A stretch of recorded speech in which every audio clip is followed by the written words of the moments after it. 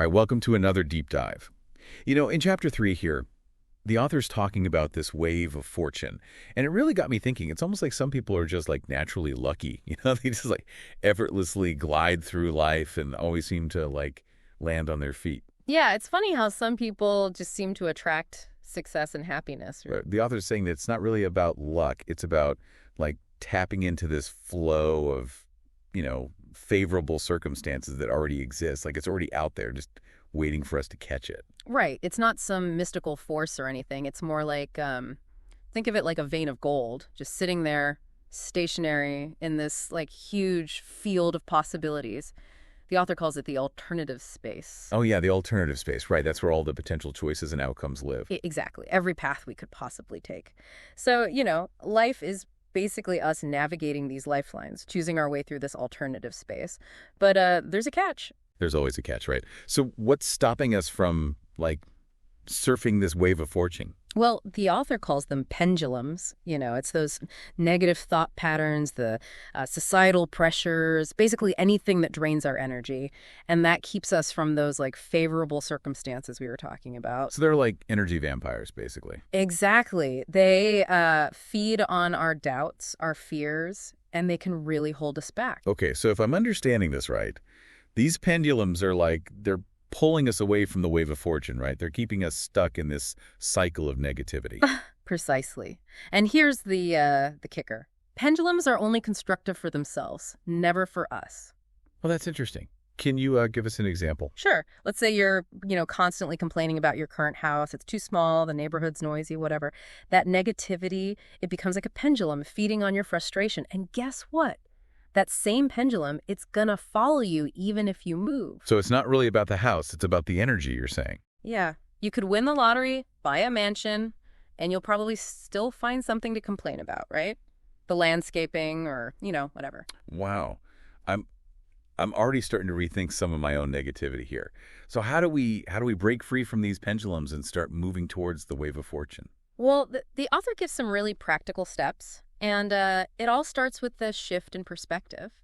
You have to accept your current situation first. Find things to appreciate, even if they seem small. It's about shifting your energy, from a negative frequency to a positive one. So instead of focusing on everything that's wrong with my, tiny apartment, I should try to appreciate, I don't know, the cozy feeling it gives me. Mm-hmm. Or the fact that it's close to that coffee shop I love. Yeah, exactly. Even if it seems a little counterintuitive, finding those little sparks of joy can really help you detach from that negativity.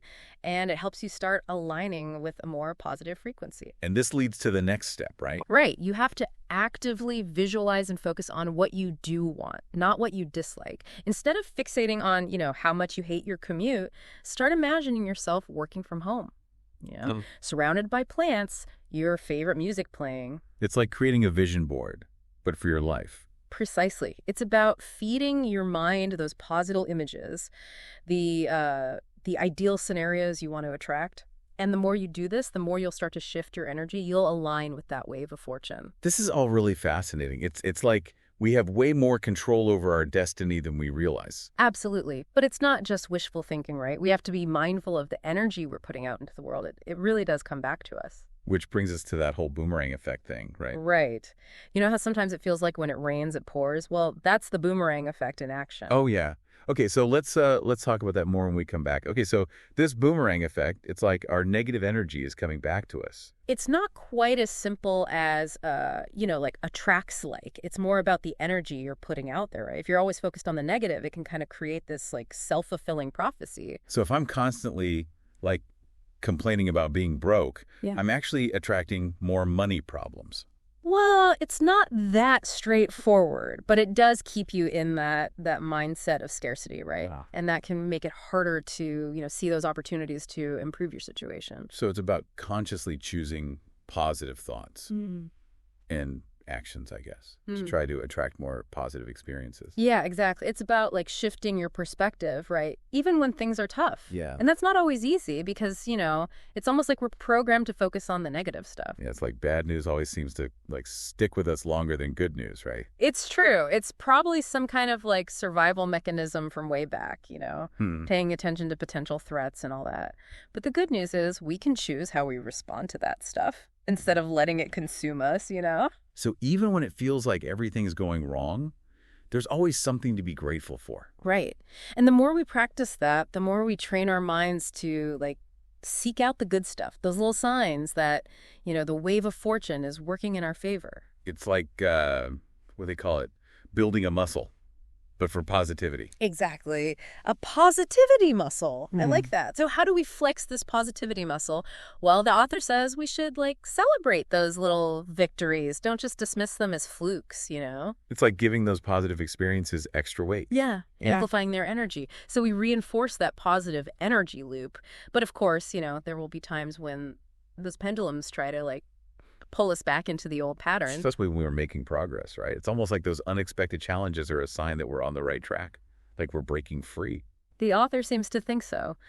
Instead of getting discouraged by those challenges, we should see them as tests, opportunities to practice what we've learned. So instead of freaking out when something goes wrong, we can try to see it as a chance to, like, practice staying detached and choosing a more positive response. Yeah.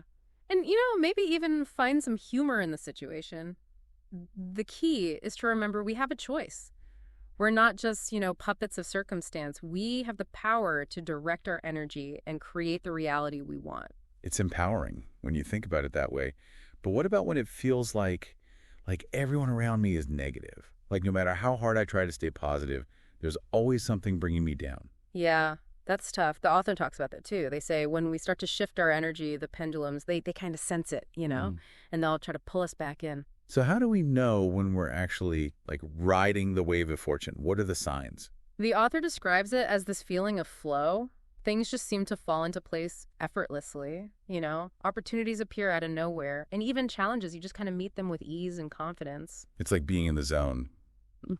But for life in general. Yeah, exactly. You're just riding that wave and things just work out. And it's not just about external circumstances either, right? You feel more joyful, more energized, more aligned with your purpose. It sounds like a good cycle to be in. Positivity breeds more positivity, and that attracts even more good fortune.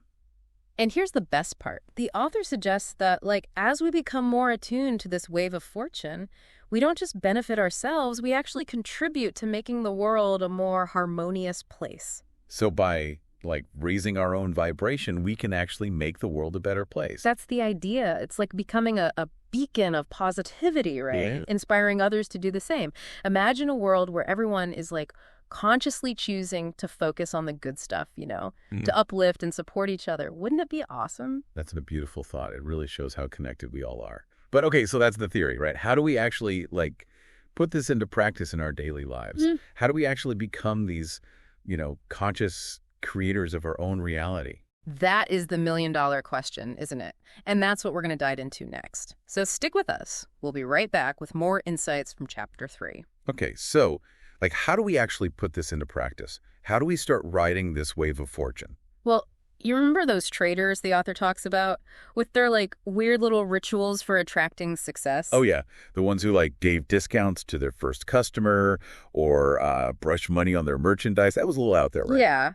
But it's not really about the ritual itself. It's the energy behind it, like a physical way of showing their intention. So it's kind of like a way of focusing their minds, aligning their actions with the outcome they want. Exactly. It's, taking concrete steps that show their belief in themselves. But the author's clear, it's not just passive wishing, right? It's not just visualization. You got to put in the work too. So it's not enough to just, like, sit on the couch and picture myself winning the lottery. I have to actually buy a ticket. Well, buying a ticket might help your odds a little, but it's more about, aligning your actions with your goals. What steps can you take to actually move towards what you want? Right. So it's about taking those inspired actions, even if you don't, like, see the whole path laid out yet. Yeah. Becoming a conscious creator, not just a passive bystander. And the more we practice that, the more we'll start seeing those synchronicities, those opportunities that seem like too good to be true. It's like we're tuning into a different frequency, one that's all about, like, success and abundance. But what about when things get tough? How do we stay positive when there are setbacks and, challenges? That's where the real work is. It's about noticing those pendulums, right? When they try to drag us back into negativity and doubt and choosing to respond differently. So instead of getting sucked into that negative spiral, we can try to detach, reframe things, Yeah. and look for, like, what we can learn from it. Exactly. Every challenge is a chance to practice that positivity muscle, to build our belief in ourselves, you know? We're not going to ride this wave perfectly all the time. We're going to wipe out sometimes. That actually makes me feel better. Like, it Yeah. takes the pressure off having to be positive all the time. Right. It's more about like noticing when we've fallen off the board Right. and paddling back out to try again. This has been such a fascinating deep dive. I feel so inspired to, like, start creating my own reality. Yeah, and remember, it's not about forcing things to happen. It's about aligning yourself with that flow of favorable circumstances, trusting that the universe has got your back, and that when you put out positive energy, it comes back to you, sometimes in ways you never even imagined. That's a great takeaway. Thanks for joining us on this deep dive. We'll see you next time for another exploration of, well, whatever fascinating topic we stumble upon next.